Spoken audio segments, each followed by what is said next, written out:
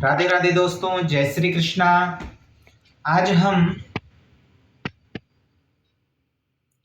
देवशयनी एकादशी का क्या महत्व है, देव कब सोते हैं, देव कब उठते हैं, भगवान विष्णु राजा बलि के पास कब जाते हैं और वहां से वहां कब वापस लौटकर आते हैं, इस विषय में आज हम जानेंगे।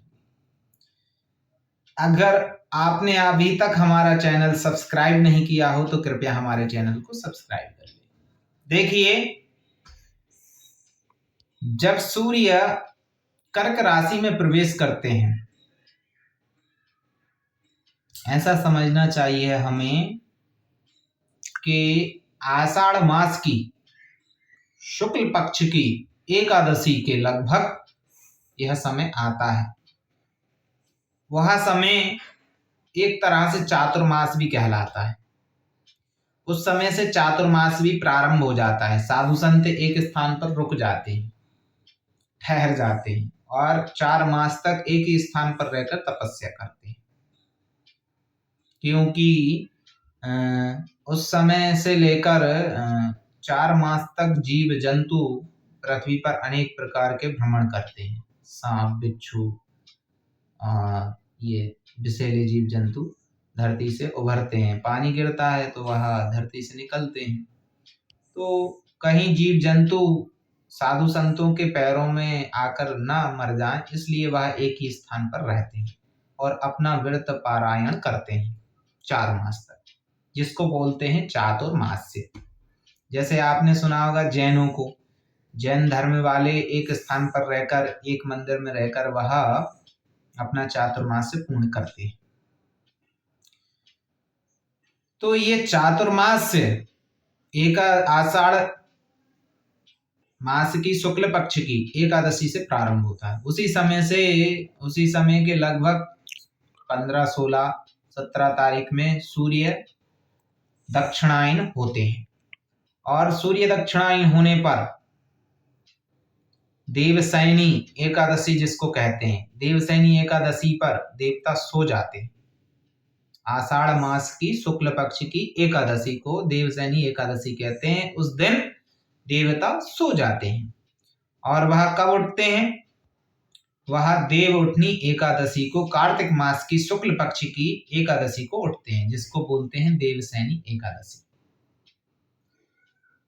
बहुत से लोग आपने सुना होगा कि कहते हैं कि भगवान विष्णु भी सो जाते हैं। तो ऐसा नहीं है कि भगवान विष्णु सो जाते हैं 4 मास के लिए, ये गलत है। भगवान विष्णु सिर्फ 2 मास के लिए राजा बलि के यहाँ सुतल लोक में जाते हैं और राजा बलि के यहाँ पूजित होते हैं। कई कथाकार और कई आचार्यों ने, पुराणों में तो ऐसा भी आया है कि 2 महीने के लिए द्वारपाल बनने के लिए भगवान राजा बलि के यहाँ जाते हैं। देवशयनी एकादशी से ढोल 11, भादो मास की शुक्ल पक्ष की एकादशी जब आती है, उसको बोलते हैं ढोल 11। उस दिन भगवान वहां से चलकर आते हैं पृथ्वी पर। कहां से? सुतल लोक से, राजा बलि के यहाँ से, जिसको हम सभी लोग कन्हैया जी को झूला में बिठाकर और भ्रमण कराते हैं पूरे शहर का, जिसे डोल 11 भी कहते हैं। डोल 11 माने डोला में बिठाकर भगवान को और पूरे नगर का भ्रमण कराना, उसको बोलते हैं डोल 11। डोले में बिठाकर भगवान को भ्रमण करना। तो ये एकादशी जो डोल एकादशी है, उस दिन यह कार्य होता है। उस दिन भगवान विष्णु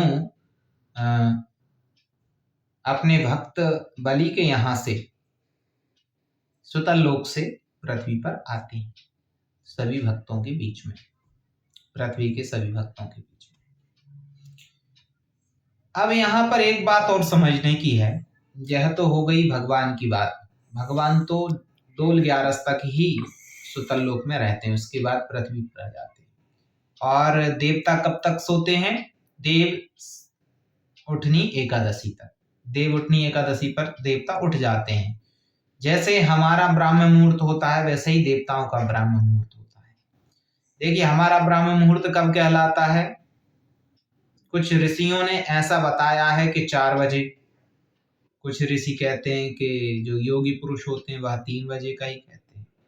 लेकिन सही मायने में तो जो गृहस्थ लोग हैं उनके लिए 1.5 घंटे, सूर्योदय से 1.5 घंटे पूर्व ब्राह्म मुहूर्त का बतलाया है। सूर्योदय हो रहा है 7 बजे अभी लगभग इस समय पर, तो 1.5 घंटे पूर्व माने 5:30 बजे हमारा ब्राह्म मुहूर्त लगता है। यह हमें समझना चाहिए। हमारा ब्राह्म मुहूर्त 5, 5:30 बजे प्रारंभ हो जाता है और गर्मियों में हमारा ब्राह्म मुहूर्त 4 बजे प्रारंभ हो जाता है, क्योंकि उस समय पर 5:30 बजे 5:40 पे सूर्योदय होने लगता है। इस कारण हमारा जो है गर्मियों में 4 बजे का लगभग 4, 4:30 बजे के लगभग ब्राह्म मुहूर्त रहता है और सर्दियों में 5, 5:30 बजे के लगभग ब्राह्म मुहूर्त रहता है। ऐसे ही देवताओं का ब्राह्म मुहूर्त होता है। अब देवताओं का ब्राह्म मुहूर्त क्या होता है कि सूर्योदय देवताओं का कब है? स्वर्ग लोक में सूर्योदय कब होता है? जब सूर्य मकर राशि में प्रवेश करते हैं, जिसको हम कहते हैं मकर संक्रांति। उस दिन देवताओं का सूर्योदय होता है और